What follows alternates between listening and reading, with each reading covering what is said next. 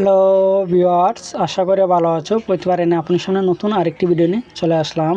আজ আলোচনা করবো এসএসসি 2025 যারা পরীক্ষা দিচ্ছেন, যে আপনাদের জন্য আজকে মূলত ভিডিওটা আসলে দেখতে পাচ্ছেন আজকে কোন বিষয় নিয়ে আলোচনা করবো, অর্থাৎ আপনি দেখতে পাচ্ছেন, তার জন্য ভিডিওটা সম্পূর্ণ দেখবেন, কোনো স্কিপ করবেন না। তার আগে বলেন, আপনি এই চ্যানেল নতুন হয়ে থাকেন তার আপনার কাছে রিকোয়েস্ট থাকবে যে এই ধরনের নিত্য নতুন অল এডুকেশন আপনি সবার আগে পাওয়ার জন্য অবশ্যই চ্যানেলটা সাবস্ক্রাইব করে পাশে রাখবেন, কারণ আপনার লাইক মার্কে সাবস্ক্রাইব কারণে কিন্তু আমাদের নতুন আরেকটা ভিডিও তৈরি করার অনুপ্রেরণা সৃষ্টি করে। এসএসসি 2025 যারা পরীক্ষা দিচ্ছেন, যে আপনাদের কিন্তু আরেকটা পরীক্ষা বাকি আছে। এর মধ্যে কিন্তু যে মূলত আপনাদের আন্দোলনের ডাক দিয়েছে অনেক শিক্ষার্থী, যেখানে দেখতে পাচ্ছেন যে তারা দিয়েছে এসএসসিতে ফেল করলেও ভর্তির সুযোগ চান পরীক্ষার্থীরা, কর্মসূচির ঘোষণা তারা দিয়েছে যে এসএসসি পরীক্ষা ফেল করলে কলেজ ভর্তি পেতে আন্দোলনের ডাক দিয়েছে 2025 সালে পরীক্ষার্থীর একাংশ, এবং দুই দাবিতে আগামী 17 মে কেন্দ্রীয় শহীদ মিনারে সমাবেশ করবেন বলে জানিয়েছে তারা। কর্মসূচি ঘোষণা করে গণমাধ্যমে বার্তা পাঠিয়েছে। এটি কিন্তু বিভিন্ন অনলাইন পত্রিকার মধ্যে কিন্তু সেই ধরনের আপডেটটা কিন্তু ভাইরাল হয়েছে।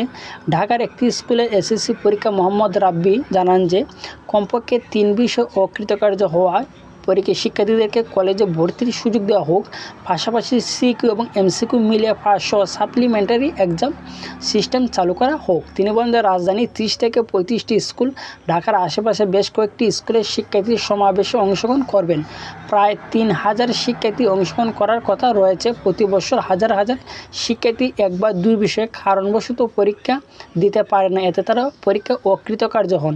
তিনি আরও বলেন যে পরীক্ষা ফেল করার কারণে মন মানসিকতা ভেঙে পড়েন, এতে করে অনেক শিক্ষার্থী আত্মহত্যার মতো পথ বেছে নেয়।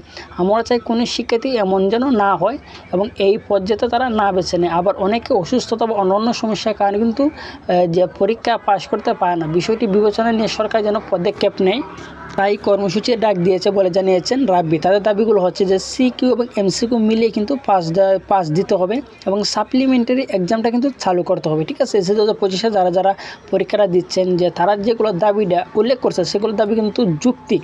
ঠিক আছে, প্রথমত যে এমসিকিউ এবং সিকিউ মিলিয়ে কিন্তু পাস দেওয়ার যে দাবিটা, সেটা 2017 সালে আগে কিন্তু সেই সিস্টেমটা কিন্তু চালু ছিল। 2017 সাল থেকে সেটা কিন্তু সিস্টেম তারা পাল্টাই নিয়েছে, তারা চেঞ্জ করলে সেটা আলাদাভাবে কিন্তু আপনাদের পাস করতে পারতো সিকিউ এবং এমসিকিউতে। এর আগে কিন্তু এরকম ছিল যে আপনি সিকিউ এবং এমসিকিউ মিলিয়ে কিন্তু 33 পাইলে কিন্তু মূলত আপনাদের পাস দেওয়া হতো। আর সাপ্লিমেন্টারি যে পরীক্ষাটা তারা সিস্টেম চালু করেছে, সেটা বর্তমানে এখনও চালু আছে। যারা অনার্স সাবজেক্ট নিয়ে যারা লেখাপড়া এখন ভার্সিটি লেভেলের ক্ষেত্রে কিন্তু সেটা কিন্তু এখনও চালু আছে সাপ্লিমেন্টারি, অর্থাৎ আপনি ফেল করেন তার অন্য একটা সাবজেক্টে আপনাকে তারা প্রমোটেড করে দিবে, দেওয়ার পর যে সাবজেক্টে ফেল গেছেন সেই সাবজেক্টে সেই সময়কালে সেটা পরীক্ষা দিলেই হবে। ঠিক আছে, আশা করি বুঝতে পারছেন। যদি এই সিস্টেমটা চালু করা হয় তাহলে কিন্তু যে এসএসসি 25 ক্ষেত্রে বা 26 যারা আছে সে সবার ক্ষেত্রে কিন্তু সেটা ভালো হবে। খুব ভালো একটা কর্মসূচি নিয়েছে তারা। 17 মে কিন্তু কেন্দ্রীয় শহীদ মিনারে কিন্তু তারা আন্দোলনের ডাক দিয়েছে। আশা করি বুঝতে পারছেন।